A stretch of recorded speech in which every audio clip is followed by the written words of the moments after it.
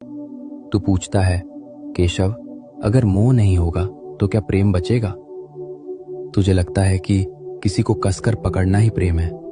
तुझे लगता है कि खोने का डर ही प्रेम का सबूत है। पर सत्य ये है मित्र, जहां मोह होता है वहां प्रेम घुटकर मर जाता है, और जहां सच्चा प्रेम होता है वहां मोह का अंधेरा टिक ही नहीं सकता।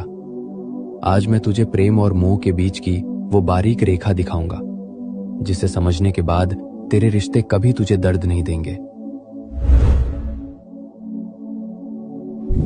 सबसे पहले समझ कि मोह आखिर है क्या। मोह का अर्थ है मेरा। जब तू किसी इंसान से प्रेम नहीं करता बल्कि उससे मिलने वाले सुख से प्रेम करता है, वो मोह है। मोह कहता है, तू मेरे हिसाब से चल ताकि मुझे खुशी मिले। तू बदल मत, तू दूर मत जा, तू सिर्फ मेरा है। मोह एक जंजीर है मित्र, और याद रख, जंजीर चाहे लोहे की हो या सोने की, वो कैद ही करती है। तो फिर प्रेम क्या है? मोह मांगता है, तुझसे मुझे खुशी चाहिए। प्रेम देता है, मैं तेरी खुशी में खुश हूं। मोह एक भिखारी है जो हमेशा डरता है कि मेरा क्या होगा। प्रेम एक राजा है जो कहता है, तू जहां भी रहे बस खिलता रहे। जब तू फूल को पसंद करता है तो तू उसे तोड़कर जेब में रख लेता है और वो मर जाता है। पर जब तू फूल से प्रेम करता है तो तू उसे पानी देता है और उसे पेड़ पर ही रहने देता है। पूछ अपने आप से, तू तोड़ना चाहता है या खिलाना चाहता है?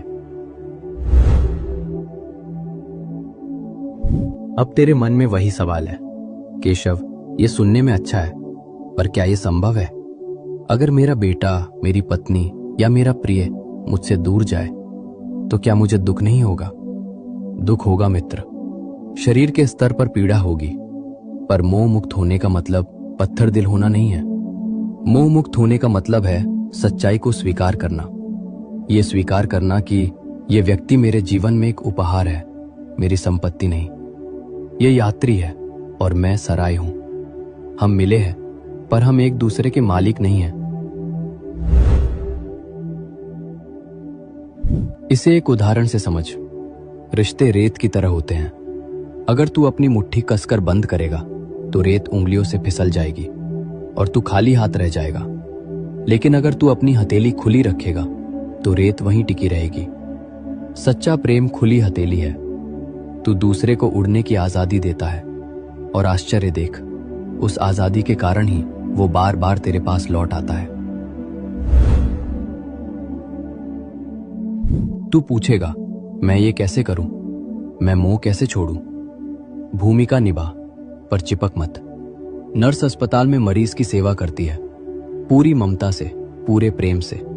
पर जब मरीज ठीक होकर जाता है तो नर्स रोती नहीं है। क्यों? क्योंकि वो जानती है कि उसकी भूमिका पूरी हुई।